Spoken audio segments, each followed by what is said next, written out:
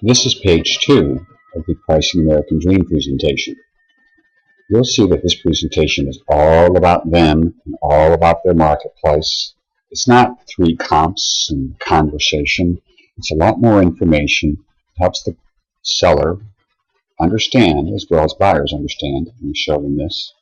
But to show the seller when you're about to list a property, what are the indicators that will increase or decrease their property values? Our goal, again, is to take the sellers that are in the not ready stage. They're not going to listen. They've got their price in mind because, after all, I don't have to give it away. You know we're in no hurry. The neighbors got X amount for their house last year, just like ours, and ours is better. Hey, it appraised in the past for X amount. We're not going to sell for below what we owe on the property. The list goes on and on as to the reasons the home seller justifies why they're going to ask their price for the property and why they expect your marketing plan to get it done. However, as we know, no marketing plan, none, can sell an overpriced listing. So we have to look at a way, how can we be persuasive, honest, and ethical, and show the seller that they are statistically trying to outperform the market. In other words, their price doesn't match the features that are missing. So how do we gently show them this when they already have an opinion? You come to the kitchen table and let's say there's 2 sellers. They both have an opinion and they don't agree with yours. So what do most agents do? They take the listing anyway. Well, maybe not you, the listener, but there are lots of agents, if you're in the company, that do take those listings. Why? The pressure. It was a referral from a friend. You want to take the listing. The seller is your friend. You don't want to upset them, so you go with their price. You have a contest in the office that month. You want to win. There's so many different reasons. Listing agents take the listing anyway. Keep thinking of listings like part-time jobs. If you had 10 part-time jobs this year, would you accept 5 of those to not pay you? No way. You'd get paid on every part-time job. Think of the listing again like it's a part-time job. Can we go 10 for 10? If a newbie agent came to you and said, how many listings out of 10 should I sell?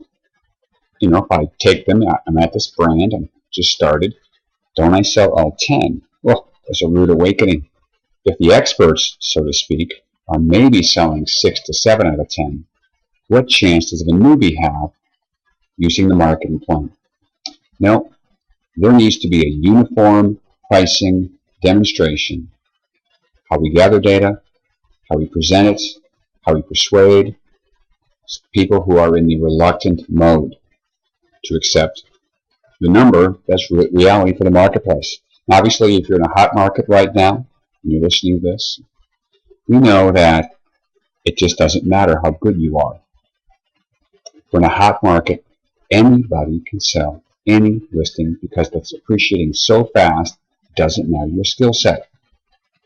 What's amazing is when the market turns, what it reveals of us, how agents and agencies just stop selling their inventory. Was it their marketing plan or their ability to persuade a seller to price it right?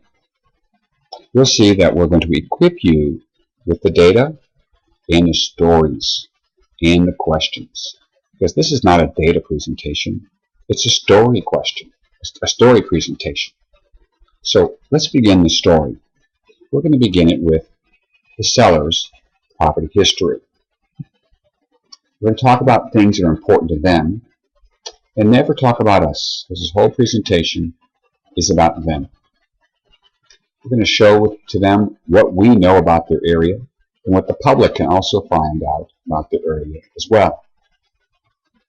What the seller will be is amazed the insight that you have as you walk through this part of the presentation. We get more here, we get more at the bottom. We have still another page of the presentation to go. All question-based. Just like therapy, the seller is in pricing therapy right now with you. They're reluctant to accept the truth. You've got 1 hour to change them. Imagine therapy, you had 1 hour. Because we know this, if you don't do it well during listing interview, You will pay the price later. Conflict avoided, conflict deferred is conflict avoided, and you have to handle it anyway down the road. So let's not defer conflict, let's address it right now while we're face to face with them and have influence over them. So I'm going to show you something here, and this goes back to precise pricing software. We're going to show you an example before we go into that Price the American Dream page and show you this home seller paid $900,000 in 2006. Zillow, yep, that reliable thing called Zillow says the house is worth $860,000 or negative 0.63 per year. Or you can say the price per square foot dropped every single year. My estimated value after I studied this property, I think it's around $850,000. Now, the seller thinks they can get $1,250,000. They're acting as if the Depression never hit their doorstep. The depreciation kind of skipped over their property. We're going to show them very shortly here that when they look at the data, other people who paid, remember the seller paid around $900,000, around $900,000 or so, just over that, and whatever the case. And for the most part, we're going to show them that anybody who bought and sold around the time that they did barely broke even or lost money. Few of these properties in here, they pumped it full of money. They loaded these properties up, and that's why they got these incredible growth rates. Unlike the seller who just lived there and didn't pump a couple $100,000 into the house. Again, we're going to show them, not yet, the pattern has been pretty much losses per year, every single year.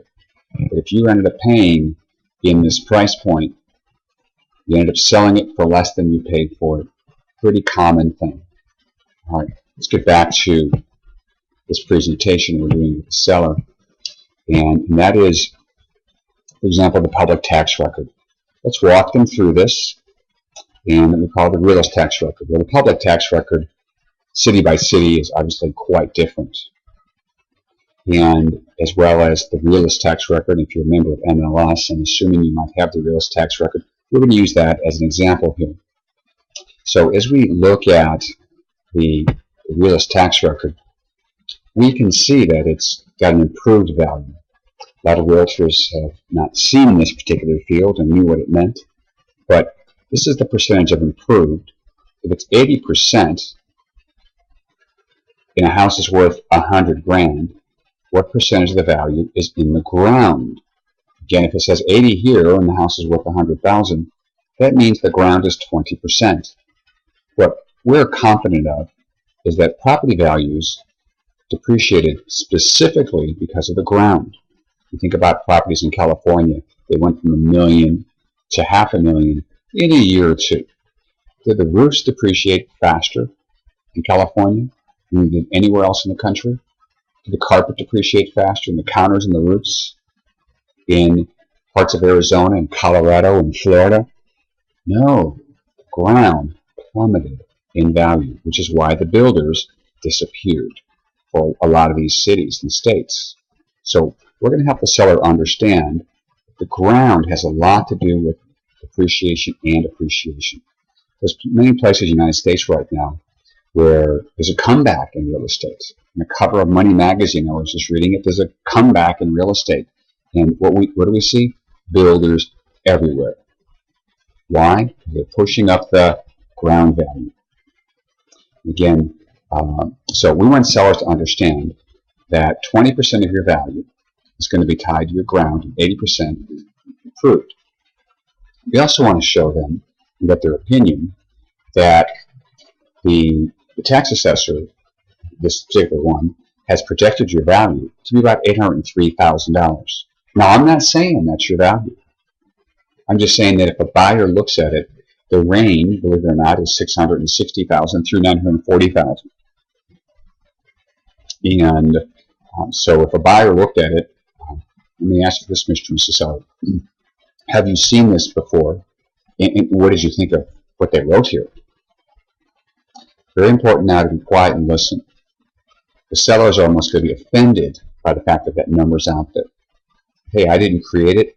I'm just letting you know that's what it says. Can I ask you, what did you think of that? Because buyers can most likely will look at this with the buyer's agent. The buyer's agent's responsibility is really to give the tax record to the purchaser.